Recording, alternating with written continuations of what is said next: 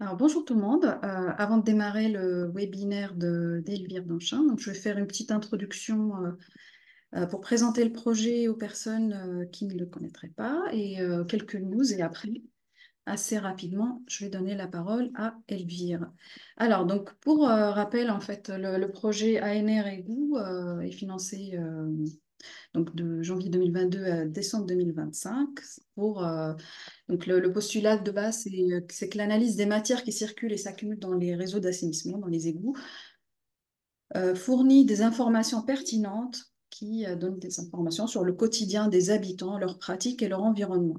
Et l'objectif du projet égout, c'est de poser les fondations d'un observatoire pérenne des pratiques en milieu urbain, en l'occurrence à Paris, pour éclairer les politiques publiques.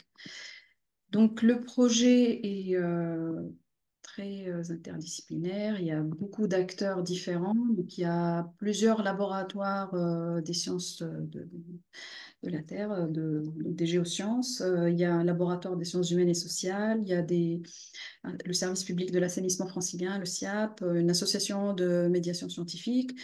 Bien évidemment, la ville de Paris est très impliquée avec les différents services. Les citoyens ont un rôle très important aussi.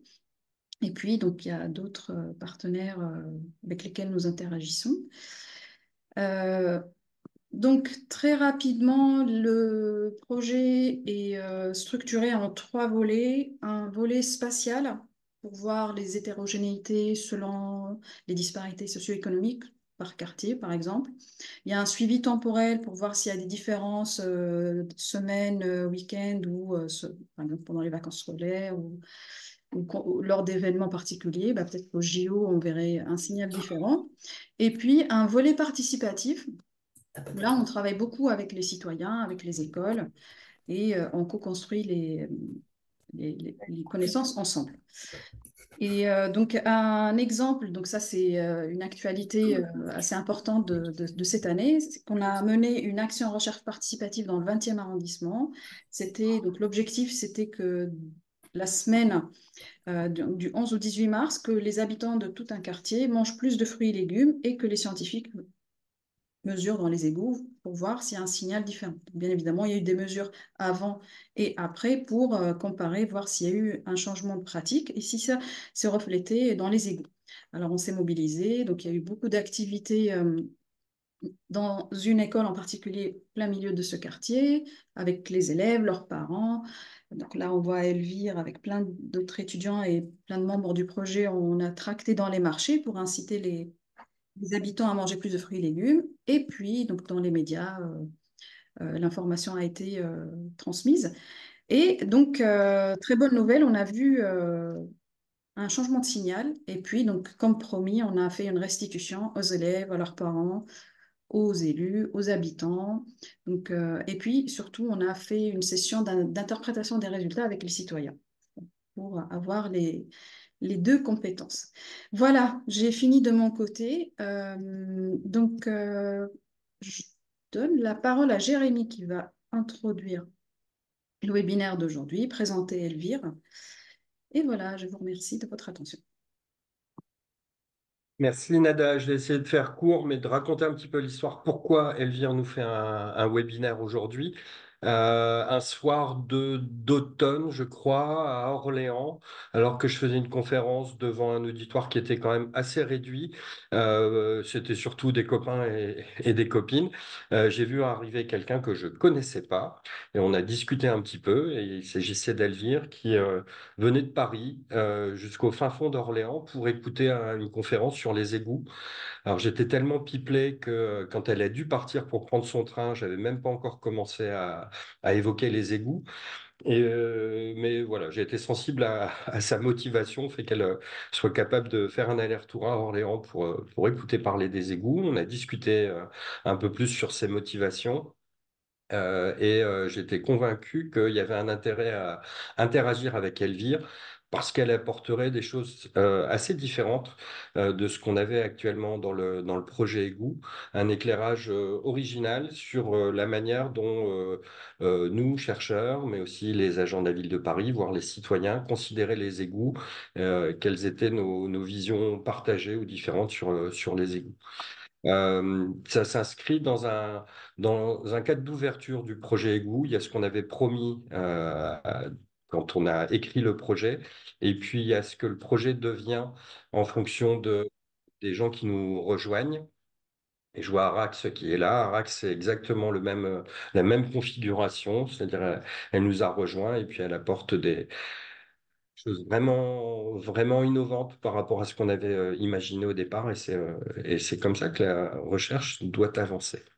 Je vais pas aller beaucoup plus loin.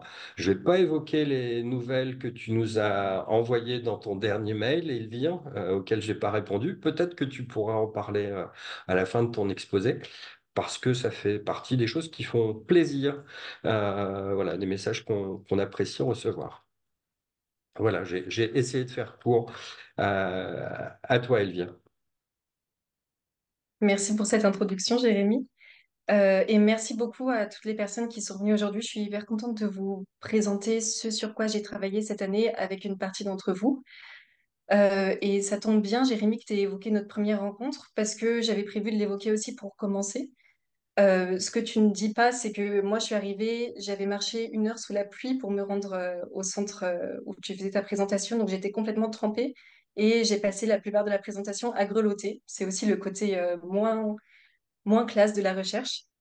Mais bref, à cette occasion, je me suis présentée comme une étudiante en sociologie qui voulait travailler sur les égouts et qui voulait comprendre déjà ce que toi, tu en savais. Tu as tout de suite été très intéressée, tu m'as soufflé une question qui t'interrogeait et qui a émergé en fait chez presque toutes les personnes avec qui j'ai discuté cette année. Cette question, c'était comment est-ce qu'on construit un partenariat entre la recherche et l'action publique? C'est une manière de se demander en pratique comment est-ce qu'on fait communiquer des projets de recherche scientifique et l'action publique, donc la société, le quotidien des personnes qui sont extérieures au monde de la recherche. Et en l'occurrence, il y avait beaucoup d'échanges entre les chercheurs du projet EGOU et des agents de la ville de Paris. Donc j'ai décidé de reformuler cette question et moi je me suis demandé comment est-ce que des chercheurs négociaient d'avoir des pratiques scientifiques sur les égouts alors que c'est un objet qui est habituellement traité en action publique. J'ai travaillé par enquête sociologique, donc j'ai mené des observations, des entretiens, parfois sur la base de photographies, dans un cercle de personnes qui étaient affiliées au projet Égout du côté scientifique, que je vais appeler les chercheurs pour aller plus vite, et avec des entretiens donc avec des agents de la ville qui échangeaient régulièrement avec ces chercheurs. J'ai identifié progressivement il y avait 3 mondes sociaux différents dans lesquels gravitaient toutes ces personnes. Il y avait le monde de la recherche, le monde de l'assainissement et le monde de l'action publique. Je vais donc lancer mon diapo.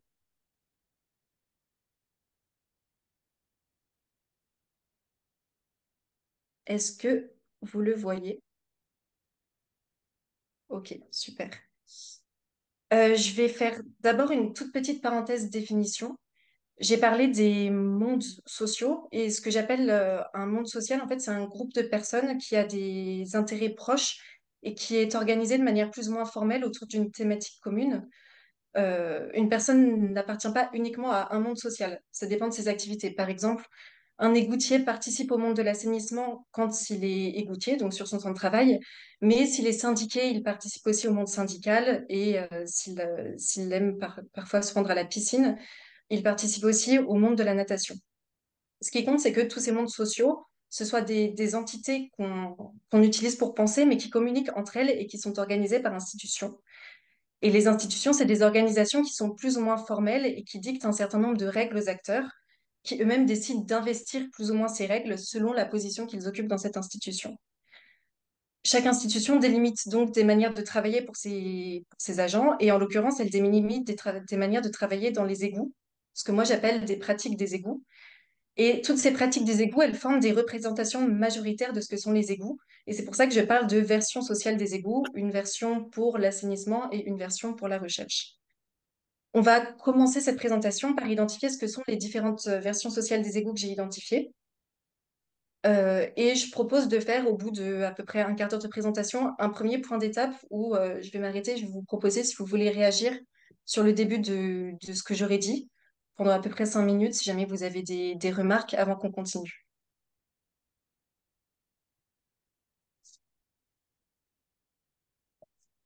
Alors, j'ai juste un diaporama pas très réactif. Je vais essayer autrement.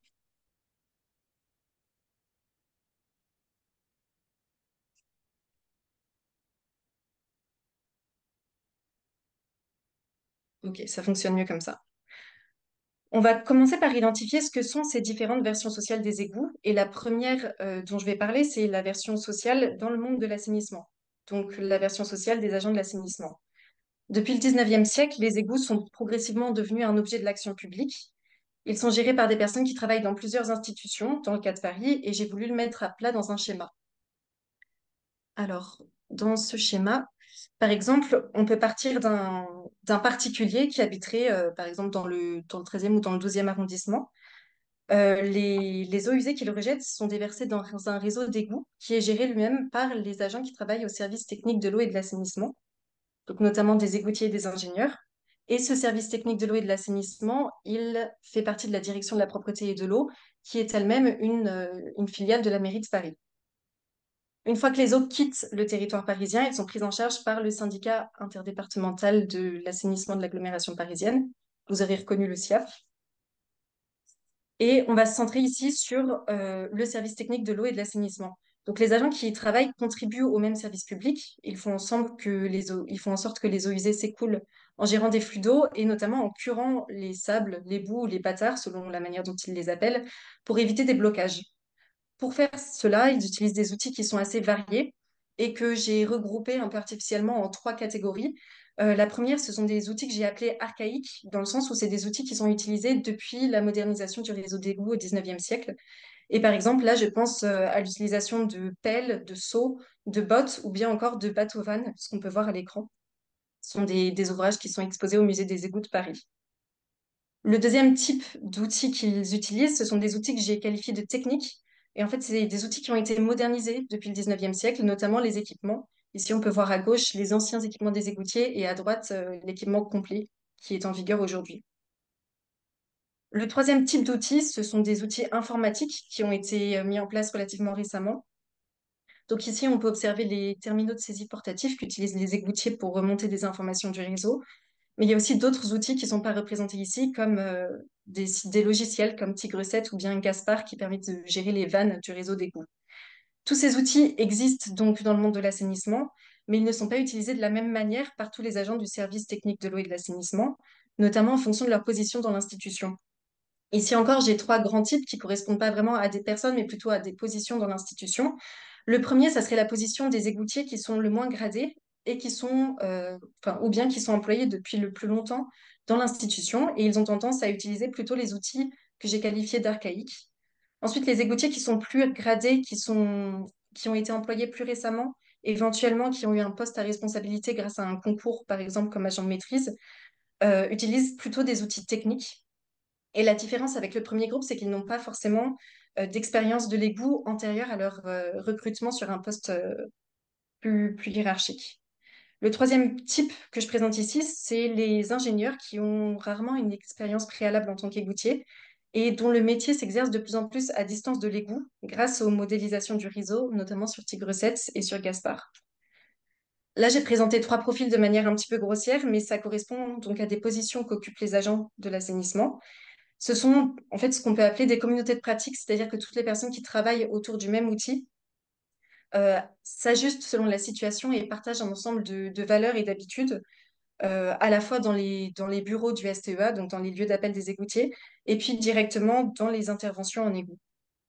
En fonction de l'usage que les agents du service font des outils, parfois ils entrent en conflit. Deux exemples de ça très rapidement. Il y a des désaccords qui sont assez classiques en fait dans les travaux publics entre les normes de sécurité et d'hygiène qui sont imposées par le haut, notamment par donc les personnes qui sont les plus gradées, et les conditions dans lesquelles les agents de terrain travaillent, qui font qu'ils font souvent des entorses à ces règles. Et le deuxième exemple, c'est qu'il y a un conflit d'expertise entre les égoutiers qui ont une grande connaissance du terrain et des agents plus gradés qui n'ont pas forcément cette connaissance du terrain, mais qui maîtrisent des outils informatiques plus perfectionnés.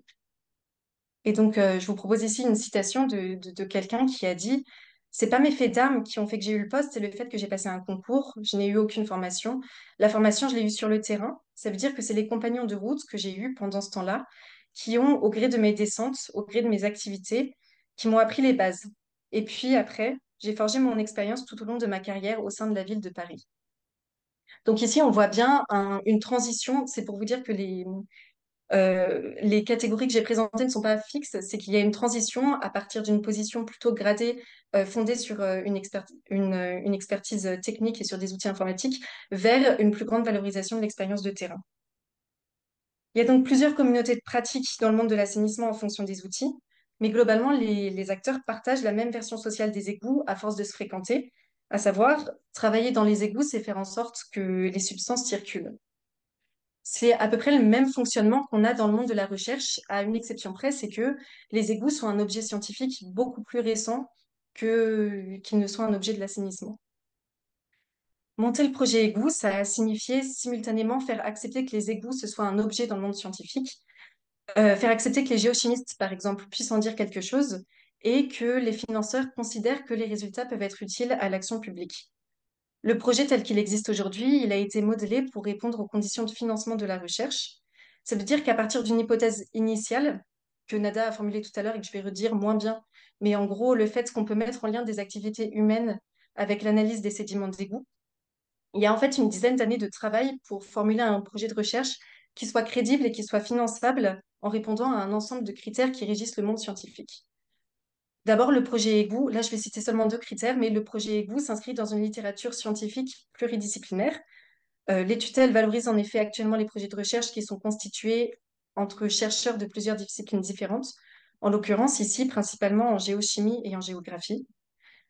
Et un deuxième critère, c'est qu'aujourd'hui, il y a un intérêt social à financer des recherches sur les égouts, notamment depuis le financement du projet Aubépine, pendant lequel les chercheurs ont travaillé sur les taux de contamination du Covid-19 dans les égouts. Et c'est un projet qui a médiatisé le fait qu'un projet de recherche sur les égouts pouvait avoir une utilité sociale immédiate. Puisque les égouts font l'objet de financement, ça devient un objet crédible pour les tutelles, notamment pour l'Agence nationale de la recherche qui finance le projet égout. Et donc, c'est un objet qui est reconnu par certaines institutions du monde de la recherche. Maintenant, pour continuer à le faire reconnaître, les chercheurs doivent mobiliser dans leur travail des outils qui sont spécifiques à leur discipline. Ici, on va prendre un exemple en géochimie. Les géochimistes mettent au point un protocole expérimental qu'ils appliquent ensuite dans les égouts. Donc, ce que les égoutiers appellent plutôt des sables, des bâtards ou de la boue, les chercheurs en géochimie considèrent que ce sont des sédiments, c'est-à-dire des substances solides qui s'accumulent dans le fond des bassins de désablement par couche temporelle. Et en tant que tels, ils considèrent qu'ils peuvent les traiter comme ils le feraient avec un autre type de sol en géologie. Donc, ils décident de prélever des carottes, ce qui est en fait un mode de prélèvement routinier pour eux. Donc, par exemple, ici, on peut observer une carotte juste avant qu'elle soit découpée, et ici, des carottes par deux moitiés après le découpage, avec à l'intérieur les substances prélevées, les sédiments prélevés dans les égouts. Euh, et donc, on voit par la différence déjà entre le vocabulaire et les outils qu'utilisent les égoutiers et les chercheurs qu'il y a des différences entre ces deux versions sociales des égouts. Ensuite, les chercheurs divisent ces substances qu'on voit ici d'abord en procédant à un sous-échantillonnage, à un premier échantillonnage, c'est-à-dire en déterminant quelles sont les strates temporelles qu'ils identifient dans les carottes, et ensuite par un ensemble d'opérations, comme par exemple ici en ajoutant des solvants et en faisant sécher les échantillons. Et toutes ces manipulations, que je ne présente pas du tout de manière exhaustive, permettent d'obtenir des sous-échantillons qui prennent des noms différents. Ça devient des fractions, des extraits, et qui sont de plus en plus petits, de plus en plus précis. On passe de tonnes de substances qui sont curées tous les ans dans les bassins de désablement à en fait quelques milligrammes d'extraits.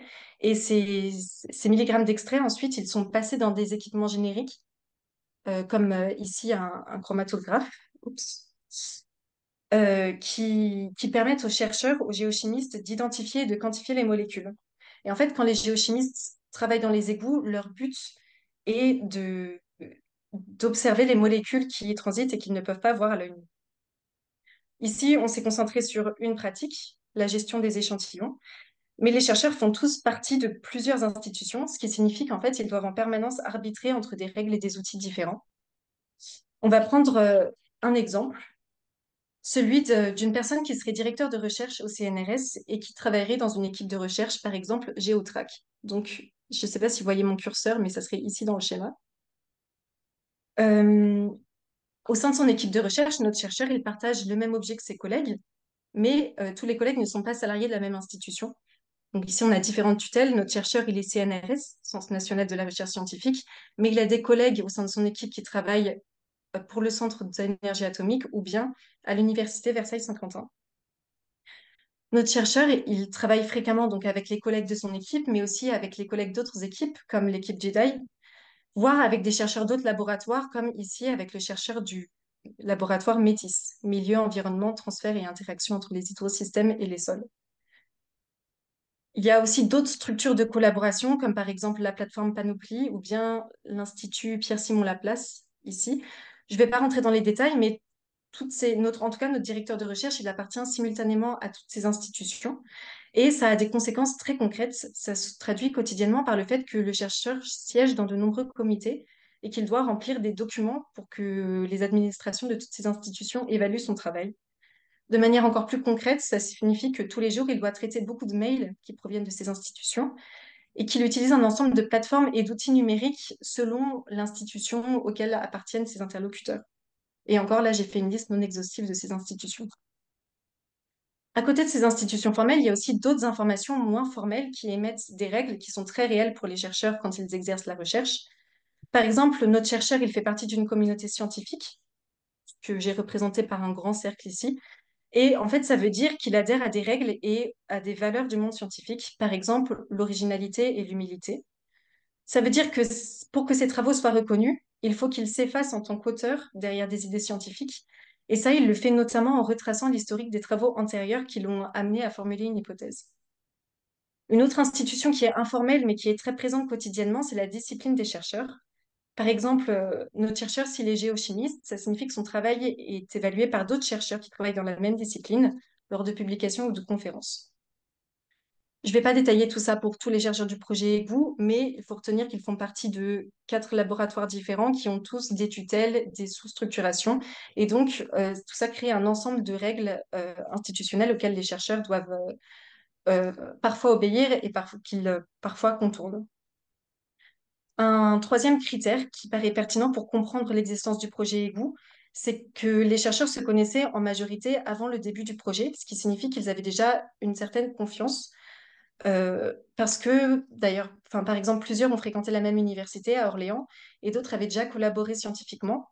Je le mentionne ici parce que la confiance a un rôle à jouer par la suite. Tous ces chercheurs font partie donc d'institutions différentes et ils jonglent entre les règles et les outils qui entravent leur travail. Et ce fait de jongler entre toutes ces règles et entre tous ces outils, c'est ce que j'appelle ici l'ajustement. Les chercheurs du projet EGOO ajustent au fur et à mesure de leur collaboration les outils qu'ils utilisent et leur comportement les uns aux autres. Et donc, ils s'agencent eux aussi dans des communautés de pratique. Ça peut être par exemple à travers des équipements scientifiques comme des chromatographes qui sont partagés entre plusieurs laboratoires. Ça peut être aussi par des outils informatiques, par exemple une sharebox qui permet de partager des documents, ou alors des moments de réunion récurrents, des habitudes communes comme les comités de pilotage ou comme aujourd'hui des webinaires. Et c'est un ensemble d'outils qui sont tellement quotidiens qu'ils deviennent transparents, c'est-à-dire qu'on n'y prête pas attention, mais qu'ils facilitent et qu'ils formatent le travail. Trouver donc des outils comme ça qui deviennent transparents, c'est très précieux pour pouvoir travailler parce que c'est négocié au fur et à mesure et ça crée du commun entre un groupe de personnes, donc ça crée une communauté de pratique. Ça permet d'échanger très facilement, même s'il y a toujours des moments où ces outils ne suffisent pas à faire disparaître les différences entre institutions. Ici aussi, j'ai deux exemples. Par exemple, les divergences des tutelles apparaissent quand les chercheurs doivent s'accorder sur les logos qu'ils vont faire figurer dans leurs affiches de communication. Et un autre exemple, c'est que les divergences entre disciplines, notamment la géochimie et la géographie, apparaissent quand les chercheurs discutent de leur méthodologie. Bon, les chercheurs font donc partie, comme les égoutiers et les agents de l'assainissement, de plusieurs communautés de pratique selon les situations. On arrive à peu près à la moitié de cette présentation, donc je vous propose qu'on fasse un point d'étape si certaines personnes veulent déjà réagir à ce qui vient d'être dit.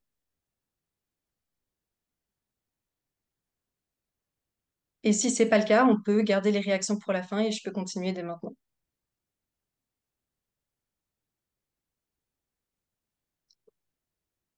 Moi, j'ai une question, mais elle pourra attendre la fin. Mais c'est très clair, en tout cas, merci. Merci. Oui, de Bon, même, alors c'est je super reprends. clair. Merci, Elia. Merci, Noam. Je reprends.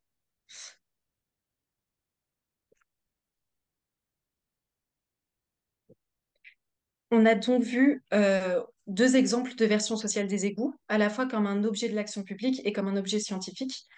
Et c'est des versions qui habituellement ne communiquent pas forcément, mais actuellement se rencontrent autour du projet égout, parce que autour du projet égout, il y a des acteurs qui travaillent dans des mondes très différents, à partir des outils différents qu'on a mentionnés. Et ça crée une difficulté lorsqu'ils essayent d'échanger, euh, puisque justement, ce ne sont pas les mêmes outils, ce ne sont pas les mêmes règles institutionnelles qui s'appliquent dans les deux mondes, les deux ou même les trois mondes, monde de l'assainissement, de la recherche et de l'action publique que j'ai cités. C'est donc une difficulté qui se présente pour monter un projet de recherche entre un groupe de chercheurs et des services de la ville. Les chercheurs voulaient interagir avec les services de la ville pour deux raisons. La première, c'est qu'ils voulaient mener une recherche en lien avec l'action publique et ils voulaient que leurs résultats soient facilement mobilisables pour l'action publique.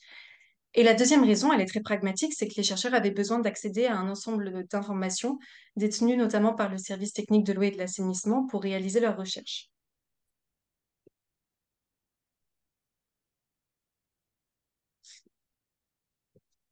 Les chercheurs vont donc progressivement identifier des acteurs qui leur semblent primordiaux dans le projet au fur et à mesure qu'ils montent le projet. On est là dans les années 2020, avant que le projet soit financé.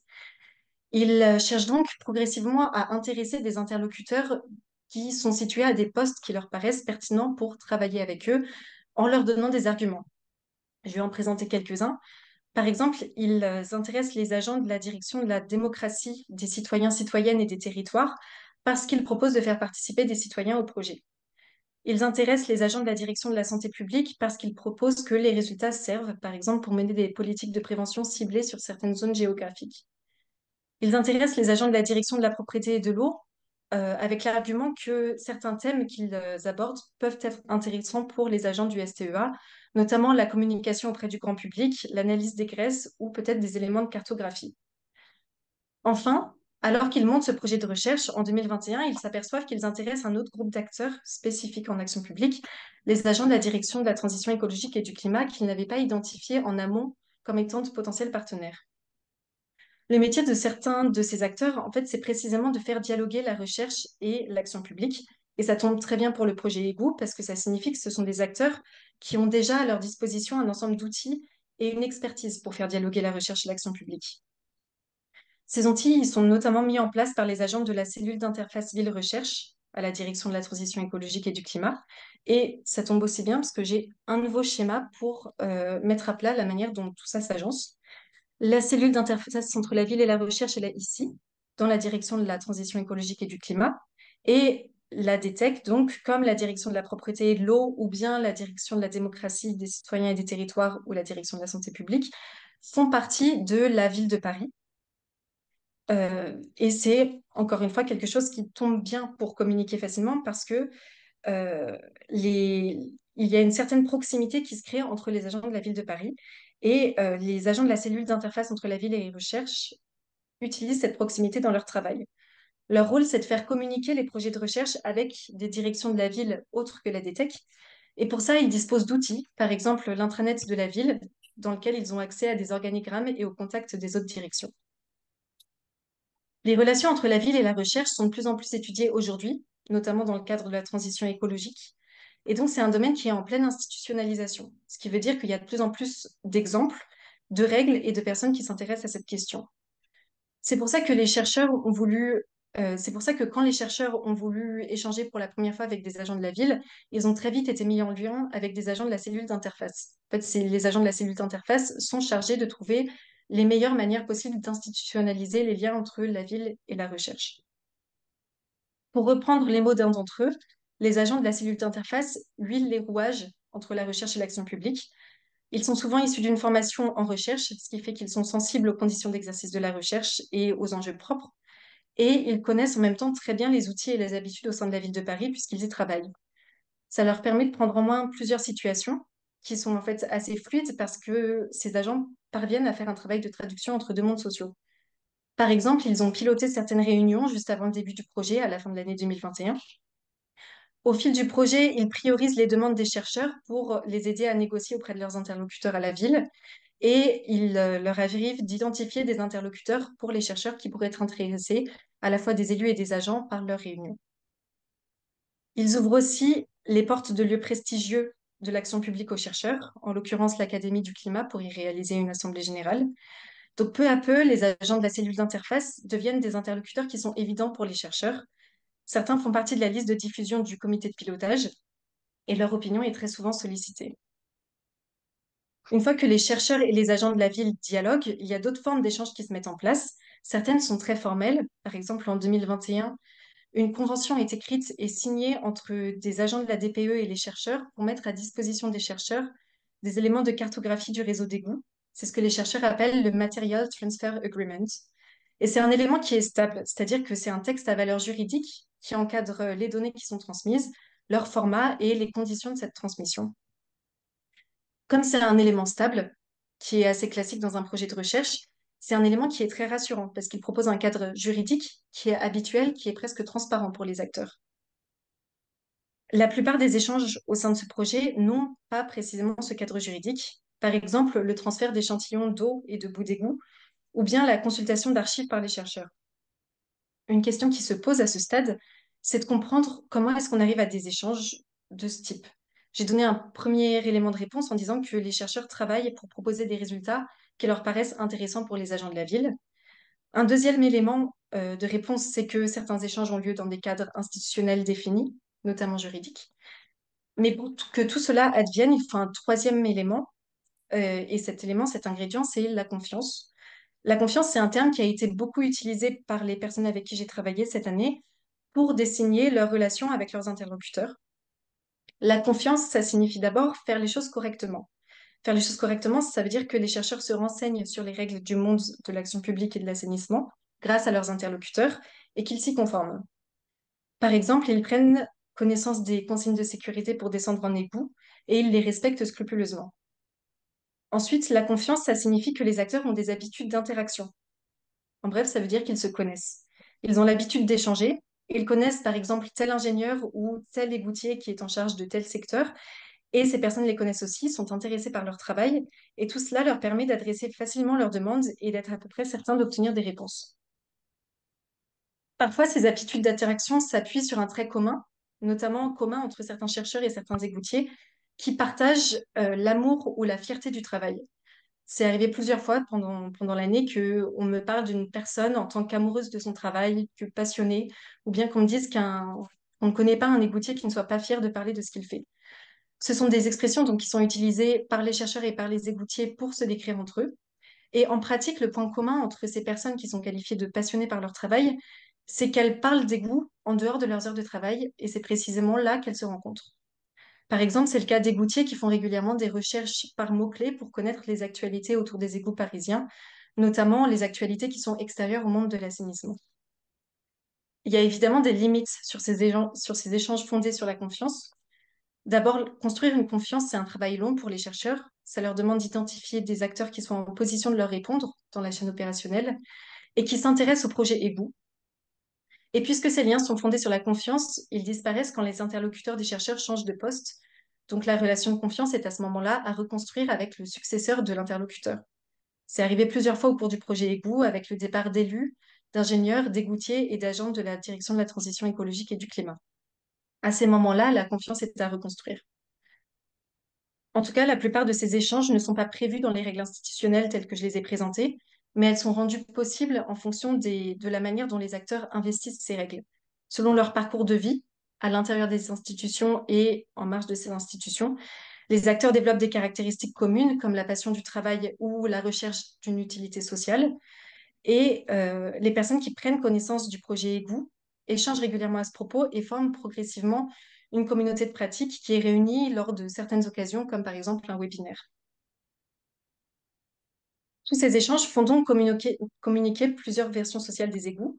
Et maintenant qu'on a vu comment elles étaient négociées d'un point de vue administratif entre les chercheurs et les agents de la ville, il s'agit de comprendre ce que ces échanges permettent d'un point de vue pratique vis-à-vis des égouts.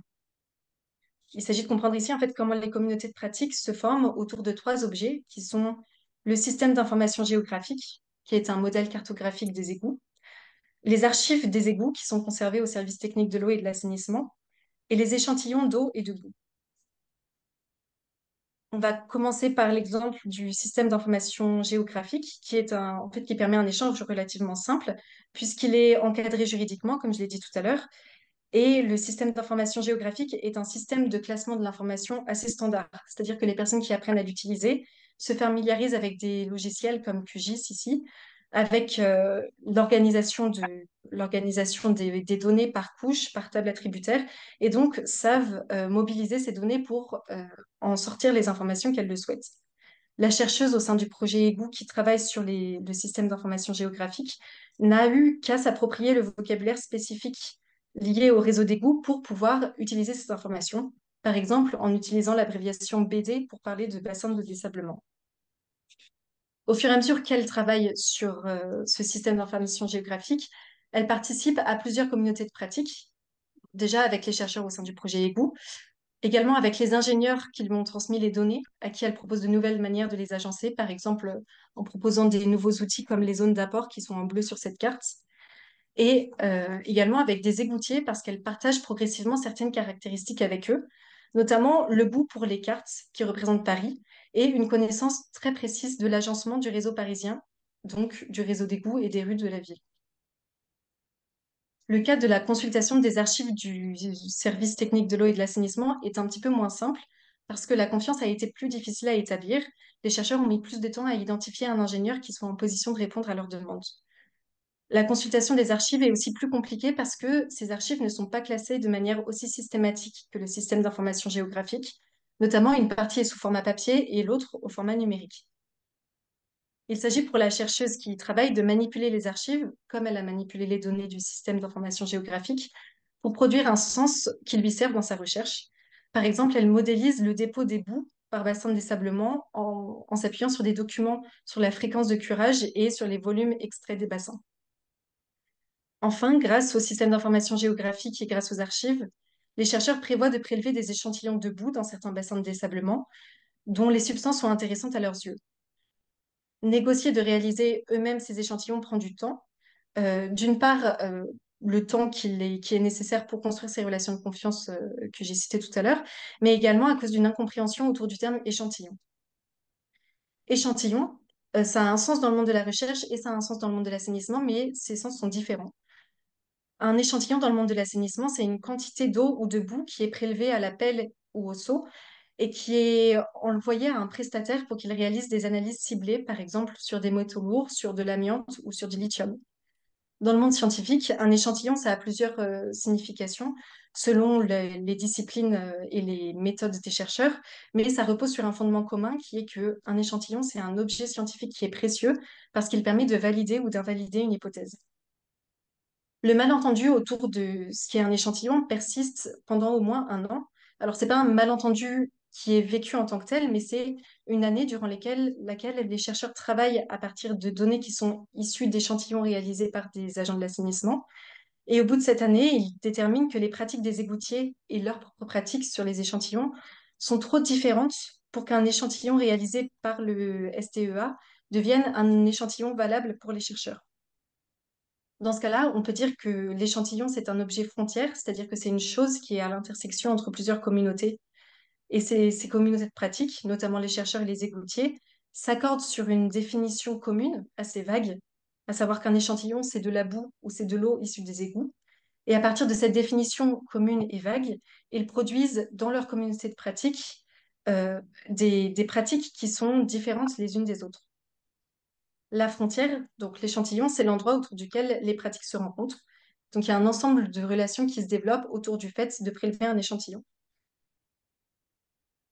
En voilà un exemple. Les chercheurs commencent à réaliser eux-mêmes des échantillons dans les égouts, accompagnés d'égoutiers, et ça demande quelques ajustements. Les chercheurs suivent les consignes des égoutiers quand ils sont en égout, et les égoutiers apprennent progressivement en quoi consiste le carottage, la méthode que mettent en place les chercheurs.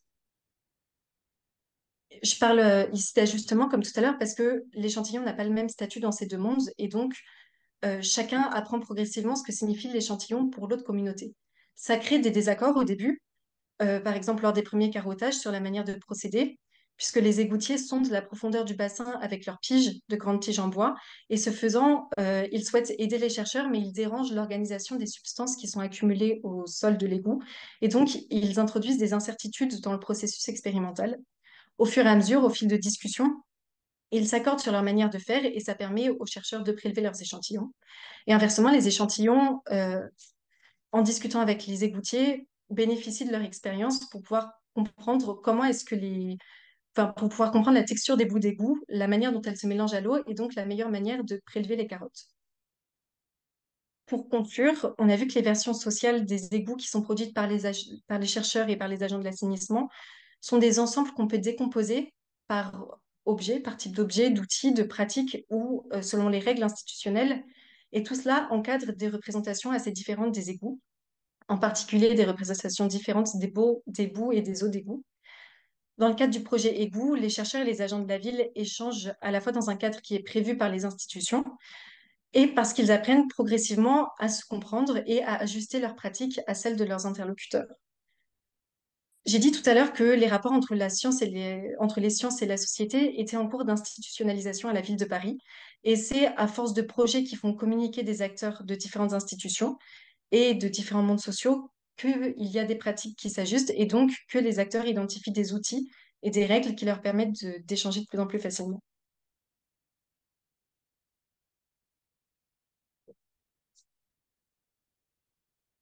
Est-ce que quelqu'un veut réagir?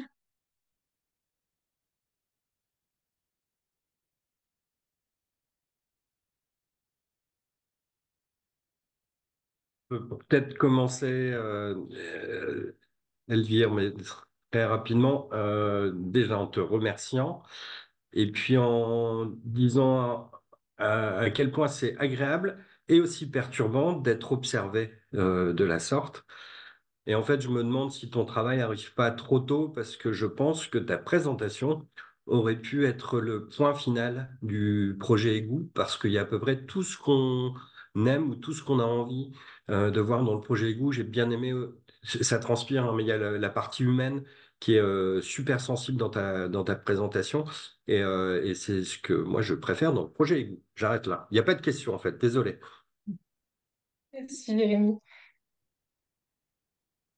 Je voulais aussi te remercier, Elvire, pour ton analyse qui est très originale et très pertinente. Voilà, pareil, c'était très très clair. Puis voilà, étant de l'intérieur du projet, ben, c'est intéressant de voir ton regard de sociologue. Je donne la parole à Suzelle. Bonjour. Bonjour, moi j'ai une petite question, peut-être avec ma casquette étant dans un laboratoire qui travaille sur les questions de sens, des sensibilités. Je me disais que tous ces acteurs différents avaient sans doute un rapport justement sensible aux égouts qui était différent et que ça pourrait mériter peut-être une exploration. Je pense aux travaux de Joël Cando. Alors j'ai oublié, il avait travaillé avec une autre chercheuse dont le nom m'échappe là, sur les égouts de Nice en l'occurrence. Pas que sur les égouts de Nice, hein, aussi sur un certain nombre de pratiques professionnelles et il montrait qu'effectivement, il me semble, hein, dans le cas des égouts, que le rapport à la matière, odorante, visuelle, etc., était différent justement peut-être entre ceux qui manient les pelles, ceux qui ne font que des passages éclairs, etc., etc. Donc ça pourrait être aussi une manière de regarder tout ça. Parce que j'ai trouvé, je vous remercie également, c'était très intéressant et très bien construit, mais c'était un peu désincarné. Et je me disais, voilà, quel est le vécu de chacun de ces acteurs dans sa relation à l'objet égout globalement. Voilà. Il me semble, j'ai jamais mis les pieds dans un endroit comme celui-là, mais il me semble qu'il y a un rapport au corps particulier, qu'on doit s'équiper, ensuite, enfin, il y a tout un rituel, et puis ensuite, c'est doit être une expérience sensible quand même. Merci, je suis complètement d'accord. Je pense que la chercheuse qui travaillait avec Joël Cando, c'est Agnès Jean-Jean. Je sais pas si... Ouais, c'est ça. Et c'est vrai qu'elle a beaucoup travaillé cette dimension sensible à laquelle j'ai eu beaucoup moins accès parce que j'ai été plutôt dans le monde des chercheurs et j'ai moins eu accès au monde de l'assainissement. Mais je suis d'accord que ça serait vraiment une super façon de prolonger ce travail. Mais les acteurs, les chercheurs aussi utilisent leur corps, même si justement parfois ils vont appeler ça intuition ou Enfin, justement, je pense que c'est intéressant aussi de réhabiliter une forme. Alors évidemment, en science, on va considérer que c'est du subjectif. Enfin, il y a un certain nombre de. Et en même temps, les chercheurs prennent en compte un certain nombre de données sensibles, ou peut-être certains chercheurs, pas tous, etc. Mais ça peut être intéressant de s'interroger sur justement quelle est la place du sensible dans tout ça, très globalement. C'est vrai. Et d'ailleurs, par exemple, les carottes de sédiments, c'est un objet qui est très propre quand on en parle comme ça, et enfin qui a l'air un peu aseptisé. Et en fait, la matérialité de cet objet réapparaît quand il s'agit d'ouvrir la carotte, et du coup, qu'il y a des odeurs qui s'en dégagent, qu'il y a des objets qui relèvent de la digestion, comme dirait Jérémy, qui peuvent être identifiés à l'intérieur des carottes. Ah oui, et en plus en dehors du contexte, c'est-à-dire on les amène dans un endroit qui est très peu odorant et bien sûr. Vas-y, Jérémy, je pense que tu Ouais, peux réagir. Ouais. je peux peut-être tenter une digression parce que moi j'aime bien quand les mondes se rejoignent, quand différents mondes se rejoignent. Et Suzelle, tu t'es pas présenté, ça vaut peut-être le coup, et puis parler de nos interactions hors égout et peut-être de ce qu'on aimerait bien faire autour des égouts et de la sensorialité. Oui, désolée, excusez-moi. Donc, je suis Suzelle Vallès, je suis chercheur dans un laboratoire qui s'appelle Le Cresson, qui est dans l'école d'architecture de Grenoble. Et je suis professeure dans le champ des sciences et techniques. J'enseigne à des architectes plutôt des disciplines comme l'éclairagisme et l'acoustique, mais je travaille sur les odeurs. C'est ce qui m'a amené à croiser Jérémy sur un premier euh, voilà, dans un groupe qui s'appelle Archéométrie des sens. Et voilà. Euh, qui m'a très souvent invité. J'ai pas pu assister à beaucoup de webinaires parce que ça tombait jamais à un moment où j'étais dispo, mais là, j'en ai profité. Peut-être, Noam, excuse-moi juste, euh, c'est l'occasion de présenter aussi ton livre, Suzelle, qui est sorti le 26 juin, et de le Oui, tu sais présenter tout. à Valentin aussi.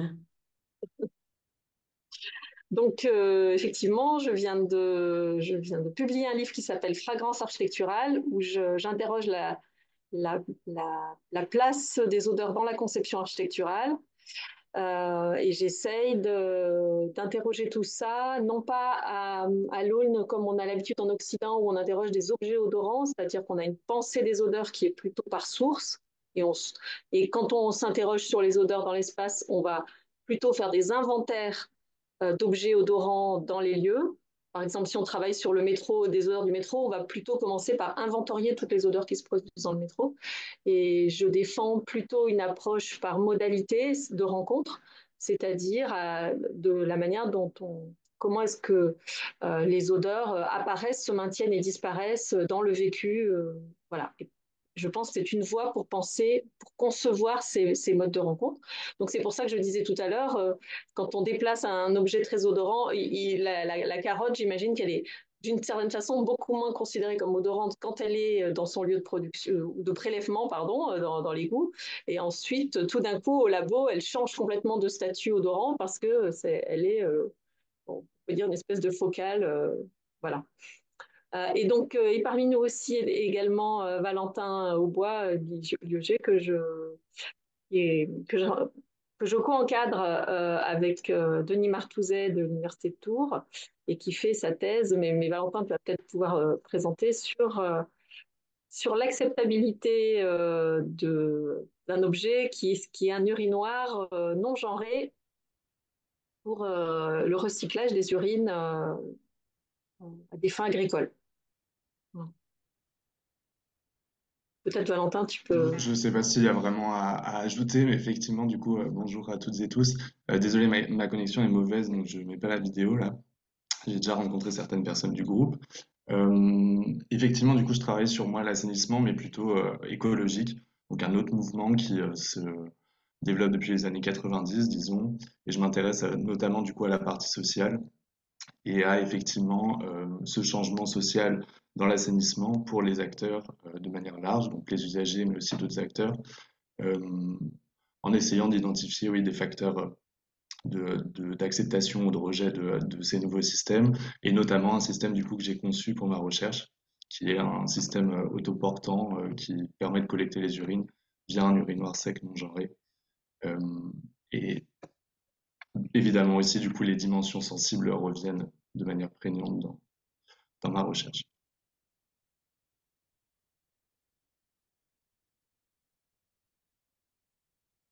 Merci beaucoup. Noam, je te donne la parole et après on a une question dans le chat.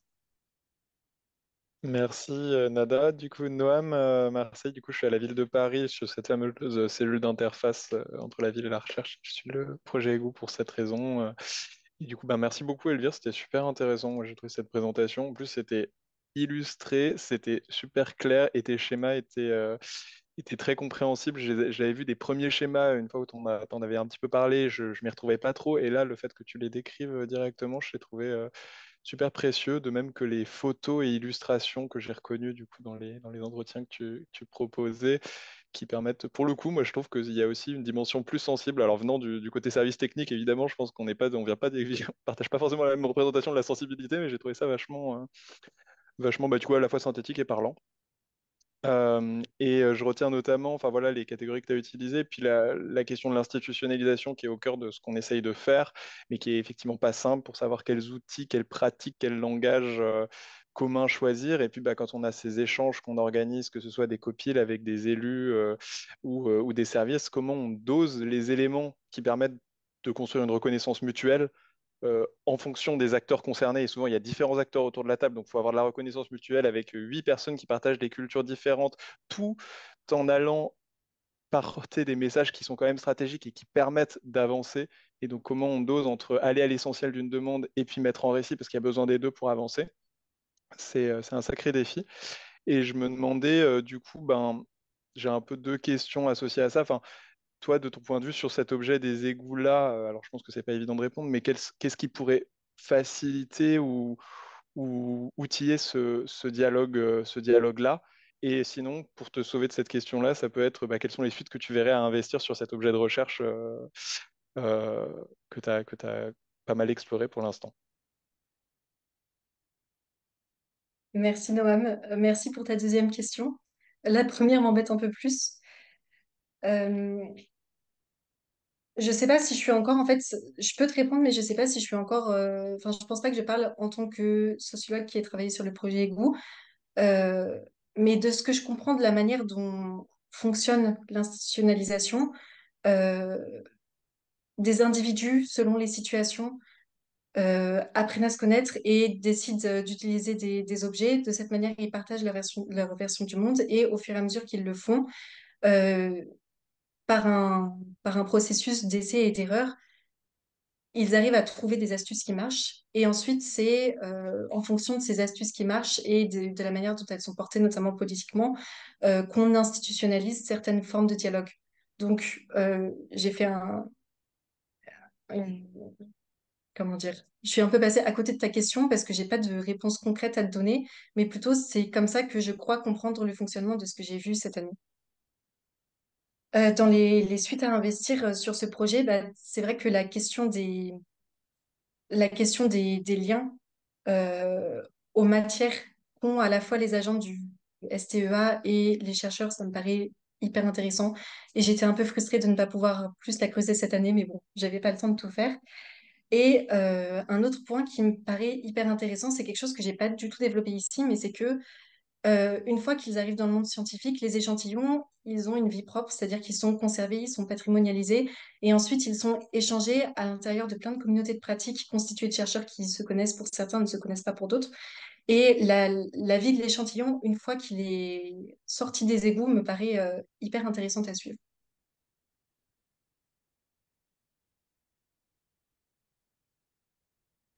Alors, donc, Elvire, il y avait une question dans le chat. Comment les chercheurs et les égoutiers vont-ils tirer profit de ces observations?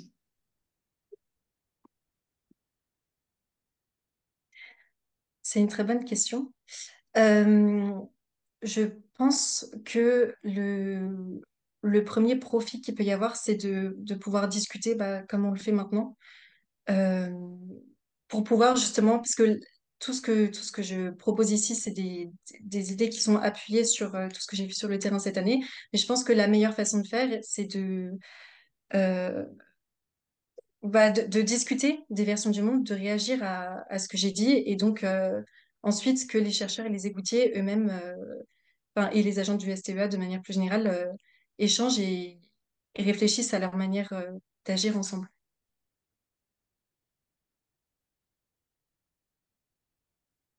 Après, peut-être qu'on peut poser la même question. Il y a des chercheurs, je ne sais pas s'il y a encore des égoutiers. Bah, vous pouvez prendre la parole, Jérémy ou Guillaume, si vous le souhaitez, pour dire comment ces observations pourraient profiter au milieu de la recherche ou aux égoutiers.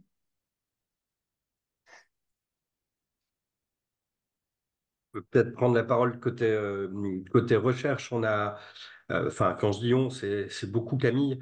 Et peut-être que je devrais te laisser parler, Camille, d'ailleurs, parce qu'il y a une grosse partie du boulot qui a été faite par Camille, par l'exploitation des archives dont tu as parlé, Elvire.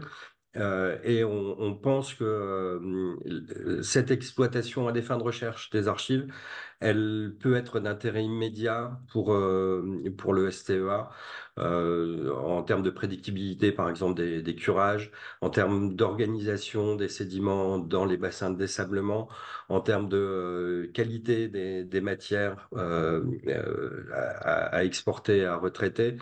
En termes de prélèvement aussi, ça c'est des discussions qu'on devra avoir avec le STEA sur le meilleur moyen de prélever des sédiments qui sont en fait super hétérogènes. Et puis les sorties, elles sont pas, enfin les sorties du projet, elles sont pas que vers le STEA. Elles seront aussi vers les autres directions, notamment direction de la santé. Alors c'est pas quelque chose enfin, c'est pas une sortie du projet. Ça devait être une sortie ambitieuse du projet, mais voilà, c'est un projet et on ira jusque là où on peut. La bonne nouvelle, c'est qu'il y aura une suite au projet, qui est plus qu'une suite, hein, Thomas, le projet Waouh, et que ça va permettre de cristalliser ces relations de confiance et puis d'aller un petit peu plus loin sur ce qu'on souhaitait faire sortir à destination de d'autres directions pour éclairer l'action publique. Je pense à la santé notamment. Thomas, tu peux compléter si tu veux. Et Camille, désolé, j'ai j'ai tout bouffé en fait. Oui, non, bonjour, bah, déjà merci Elvire pour ton séminaire. Non, par rapport à ton élément, ton point, Jérémy, j'ai pas vraiment à compléter, mais en effet, il y a c'est à la fois le lien génétique et puis avec Ego, cette continuation de tous les échanges et puis un enrichissement qui est également à prévoir.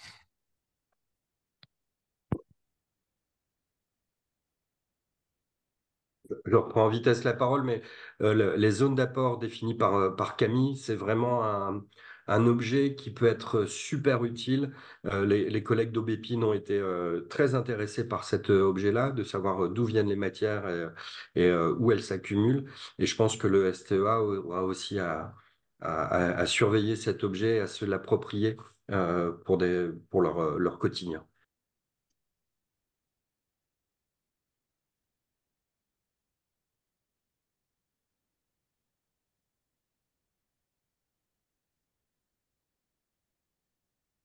Voilà. Je ne sais pas si Camille, alors je vois que Madame Ravlik est en ligne, peut-être qu'elle elle souhaite intervenir.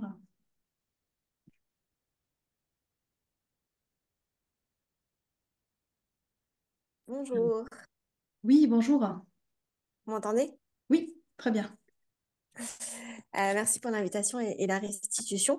Bah, pour le CEA, je pense qu'en fait, de notre côté, on est assez demandeur d'avoir un peu une restitution globale, mais aussi peut-être avec des résultats un peu consolidés par rapport à l'observation. Moi, j'ai assisté aussi, bon, dans le cadre du projet EGOU, en mairie du 20e à la restitution de enfin, l'opération en tout cas qui a été faite avec les habitants. Donc, je pense que ce qui serait intéressant serait d'avoir une restitution un peu globale de tous les axes un peu à l'intérieur du projet et aussi autour, bah, comme ça, ce travail qui est plus une approche sociologique. Après, on va dire que de manière opérationnelle, enfin, nous, on est un peu l'objet et le moyen pour vous de pouvoir mener votre recherche et ce programme de recherche, parce que finalement, sans la matière que vous allez chercher dans les égouts, il y a pas finalement, votre recherche ne peut pas avoir lieu. Donc, on est un peu le point de départ et le matériau de départ de l'objet de votre travail. Mais finalement, les conclusions, en tout cas, elles vont plus avoir un intérêt pour nos collègues, en fait, je pense du domaine de la santé, etc. Un petit peu comme si on fait le parallèle avec Aubépine, nous, de ce qu'il en ressort en termes de fonctionnement du service, de fonctionnement du réseau, on n'en fait rien de forcément spécial. Par contre, c'est vrai que c'est un point d'entrée important pour pouvoir après dérouler le programme. Mais je pense que il faudrait qu'on voit ensemble justement comment on organise cette restitution globale, mais vraiment dans l'ensemble de l'objet de votre recherche, parce il y a finalement pas mal de ramifications, si je peux dire comme ça, et aussi à qui on présente, parce que vous avez aussi une manière d'aborder le service qui est très anglais. Je pense que vous avez d'une certaine façon une représentation aussi très orientée de ce qui est le service technique de l'eau de l'assainissement. Et donc, c'est intéressant aussi pour vous de le partager à l'ensemble du service et de ne pas avoir un angle juste des personnes qui vont descendre dans le réseau et qui d'ailleurs descendent dans le réseau parce que voilà, vous êtes aussi sur une relation très orientée, enfin très, comment dire, et là, ça se sent aussi dans le travail de recherche sur quelque chose qui est assez finalement, euh, comment dire, c'est une partie en fait de notre service et c'est une partie de son fonctionnement. Et après, ce que nous, on va faire de ce que vous allez produire, déjà, il faut qu'on en ait une bonne connaissance et pour pouvoir en fait vous le dire tout simplement, hein, et aussi pour la suite. Je pense que c'est très important que vous construisiez la suite, y compris du coup à travers la suite du programme qu'il va y avoir dans les autres dispositifs de financement, donc c'est le projet Waouh, pour qu'on soit bien d'accord en fait sur après derrière comment vous pourrez continuer et avec quel apport de notre côté. Voilà. Merci beaucoup pour votre intervention. Je ne sais pas, Jérémy, si tu avais un commentaire ou si on passe à la question de Valentin. Oui, sur l'intervention d'Anita, ouais, nous, on est aussi gourmand d'un retour aux différents services, enfin aux différents agents du service, parce que, Égou, il y a des ramifications multiples, et je parlais des zones d'apport, par exemple, qui sont super intéressantes pour le STEA, de nos analyses aussi sur les sédiments, ça commence à tomber, ça sera pas formalisé tout de suite, mais on a pas mal d'informations là-dessus. Je pense aussi à ce qu'a fait Camille, je me répète, hein, sur les curages, l'historique des curages, c'est vraiment des informations qui n'étaient pas à but scientifique, qu'on a exploité à but scientifique et qui peuvent revenir sur des considérations opérationnelles. Donc ça, on a prévu et puis on a discuté, on va attendre un petit peu que ça se calme dans tous les sens, mais il y a aussi la promesse d'un retour à l'ensemble des services, je pense aux égoutiers, mais pas que aux égoutiers, qu'on a pas mal sollicité, et de leur montrer voilà, à quoi ça a servi. Il y a cette promesse qu'on doit tenir absolument. Et il y a Valentin qui lève la main. Oui. Oui, merci beaucoup Elvire pour ta présentation. C'était pour revenir sur la question du vocabulaire qui revient souvent et l'enjeu autour du vocabulaire. Je me demandais, c'est aussi pour rebondir sur la référence que donnait Suzel de Cando et Jean-Jean, euh, vis-à-vis du vocabulaire et des différences de vocabulaire, tu as pas mal insisté sur du coup les différences de sens entre les mots et entre du coup les différents groupes sociaux. Est-ce que tu as pu observer aussi peut-être des moments où il n'y avait pas de vocabulaire justement, des manques et des difficultés à dire simplement les choses, à les décrire, soit enfin des deux côtés quoi, ou des trois côtés même, dans les trois groupes sociaux qui sont observés. Au-delà des différences juste de sens entre les mots, du coup s'il y avait des difficultés à poser des mots. Là, comme ça, il n'y a rien qui me vient, mais par contre, ça me fait penser à autre chose qui est que euh, moi, en tant que personne complètement extérieure à la géochimie et complètement extérieure au travail des égoutiers, je ne voyais rien dans les égouts. C'est-à-dire que je ne savais pas ce qui était intéressant à voir. Et par exemple, on m'a montré certaines photos d'égouts dans lesquelles c'était évident qu'il y avait une fuite ou un dysfonctionnement et moi, je ne voyais rien du tout. De la même manière, on m'a montré des courbes que les géochimistes produisent avec leur chromatographe et malgré la pédagogie de Jérémy, j'ai pas forcément vu ce qu'il y avait à voir. Et du coup, je pense que euh, la question du vocabulaire, elle est hyper intéressante. Je peux pas y répondre, mais en tout cas, il y a aussi une question sur la manière dont l'œil expert se forme au fur et à mesure de l'expérience. Merci. Très bien, merci beaucoup. Alors, je ne sais pas s'il y a d'autres questions ou remarques. Sinon, on est pas mal. Il est midi 10 presque. Alors, des commentaires très positifs. Et un petit mot de la fin. Et sinon, bah, oui, Jérémy, vas-y. Je prends la parole juste pour donner la parole parce qu'entre-temps, j'ai reçu un message d'Arax et tu veux peut-être évoquer, Arax, ton actualité? L'actualité concernant le projet ou en général? En général. Ok. Oui, donc bonjour pour ceux et celles qui ne me connaissent pas. Je m'appelle Arax, je travaille avec le projet EGOU. J'ai été en stage au LSEO l'année dernière, donc j'ai eu vraiment l'occasion de vous voir presque tous et toute l'année dernière, notamment pendant ma résidence au LSEO. Donc je suis artiste plasticienne et donc, bon, tout d'abord, on prépare un projet d'exposition ou des expositions pour l'année prochaine avec le projet Égout. Et sinon, je fais aussi mes projets par ailleurs. Et actuellement, j'ai deux expositions en Allemagne, une à Cologne et l'autre à Hambourg dans la galerie Melby et Conin. Donc ce dimanche aussi, je fais une performance à Cologne. Donc si jamais vous êtes en Allemagne par hasard, je serais ravie de vous voir. Mais sinon, j'espère surtout qu'on va avancer pour notre projet d'exposition. Et voilà, je vois aussi que Madame Anita Ravlik est ici présente. Donc on va venir vers vous très rapidement avec un projet. Et voilà.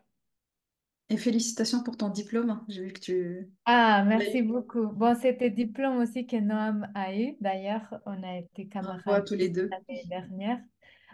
Oui, donc c'était pour l'année de recherche en recherche-création en arts et sciences à l'ENS Paris-Saclay qu'on a fait en 2022-2023 et qu'effectivement, j'ai récupéré le diplôme il y a 2 jours. Oui, c'est très chouette.